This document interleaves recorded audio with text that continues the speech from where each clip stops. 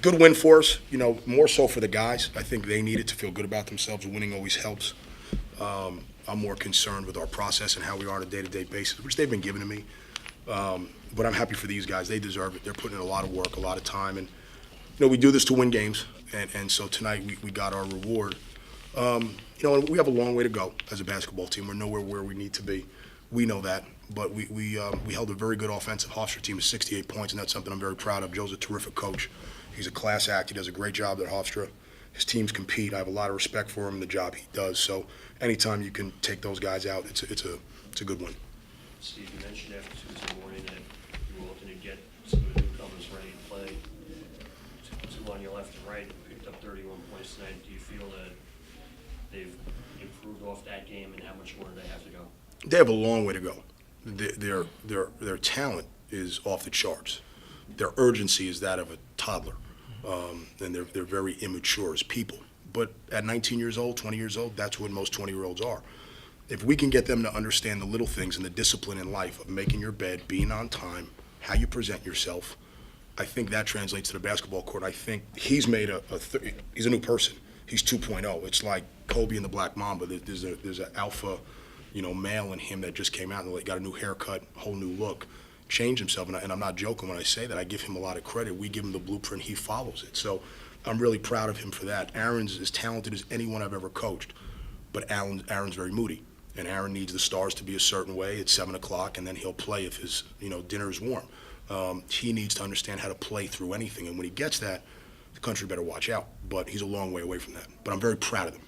Zavier, with Hofstra's bigs and foul trouble throughout the day, and they're playing small ball, do you feel that matched up in your favor as game on? Oh, yeah, definitely. I feel like it matched up in my favor, especially since I happened to be hot tonight and I happened to see my teammates for a certain assist. I felt like it was a great opportunity for me to seize.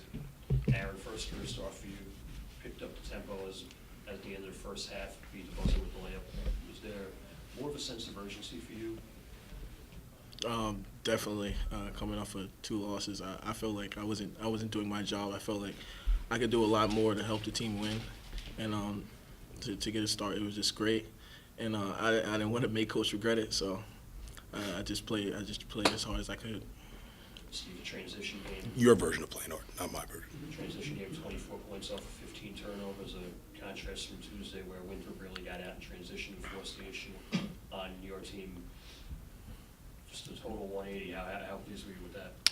I was happy with the little things. We didn't beat ourselves as much. Winthrop, they're a very good passing team, and Hofstra's a little different. They're more off the bounce, and they take you, they get in the lane.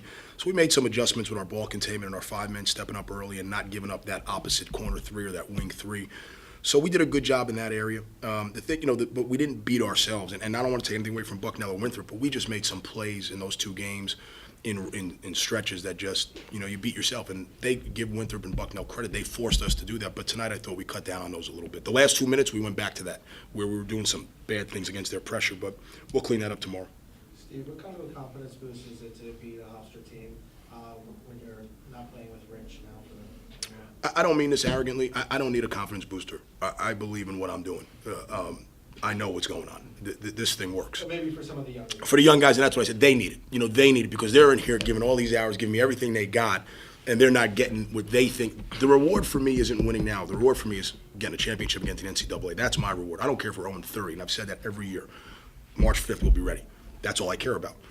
These guys, they need that. And there's nothing wrong with that. We'll get to the point, though, where we don't even need that. It's you got to take emotion out of it. You have to stick to your process of what you're doing on a daily basis. And if you're meeting your checkpoints, that's all you got to worry about. In the end, your results will come. But I understand it. Society's very result-oriented. They want instant coffee tonight. But and these kids need that for now. But we're going to continue to work and get back in and do what we do. And do you have an idea how much longer you'll be without Rich? If we continue to play this way, I'm going to redshirt him. I'm just kidding. No. He'll be back soon.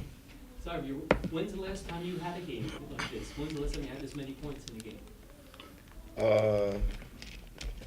At Eastern Florida, I would say. Last year? Yeah, last year. But what today made me really step up is Coach told me to change. I went 2.0 and what really got me was Rich said I wasn't a true Jamaican, so I had to step it up. Rich is Jamaican. Rich is Jamaican. Rich So is please Jamaican. Rich is don't take that Jamaican. out of context. Yeah. Coach, that rotation of bigs you had this year is a luxury you didn't have last year with all the injuries. How much easier does it make your job when you have guys who can just step in there and? Well, I haven't gotten all three bigs on the same night yet. Like I had Ock at Bucknell, but I didn't have Ojo and ZP. Then tonight I didn't have Ock, but I had ZP and Ojo. So it's great when you have that depth, that talent, but more than anything, that mindset. I have three guys who are willing to bang, get in there, be physical, and use 15 fouls. So I love it with our defense because we can put a lot of pressure on the perimeter, force you into the paint, and then we'll challenge it and get on the glass. So I love having bigs. When we've had guys like Ramel and Ashton, we've had success when we've had true bigs, and we're back to having that again. So I'm very fortunate. To follow that up, with Gus's and foul trouble, how much did having multiple bigs help you? I think it was the difference in the game for us, that we can keep a big body in there affecting their drives. They're great off the bounce, and they get in that lane, and they have guys that can get in there. And I thought we have really affected some of their shots late in the game, and so we were very fortunate to limit them to one shot and get out. Steve, Powers was the guy who burned you in the tournament last year. Was there a concerted effort to really hold him down? Yeah, he had 9-8, I think 9-8 and 5 in the NCAA tournament against us, and definitely, absolutely. That team is a team of some really good pieces, and they're going to be really good, I think, as the year gets going. They have a terrific rebounder. Brian's a terrific shooter. They have guys who can really play off the bounce. But yeah, we were definitely worried about Powers. He's seen our pressure. He knows how to attack us. So he was a guy we have a lot of respect for. Coach, beginning of the first half, Council comes in, drills 2 threes. What do you think that did for the team going to the first half? It's a very good question. We don't care. All we worry about, we get more excited about Calvin Crawford's 2 deflections going out of bounds. That stuff excites us. That's what gets us going. We get on a loose ball, we get on the floor. That's what we live for. He made 2 threes, great. But my thing is, if we don't score the whole game, let's just not let them score the whole game. Let's just be a defense. And you saw that tonight when we hold them to 38% and to 68 points. But for any time you make shots, human nature is your enthusiasm and your passion level is going to go up a little bit. The key is when you don't make shots, can you still have that same enthusiasm and passion? That's what we're striving for. We're nowhere near where we need to be.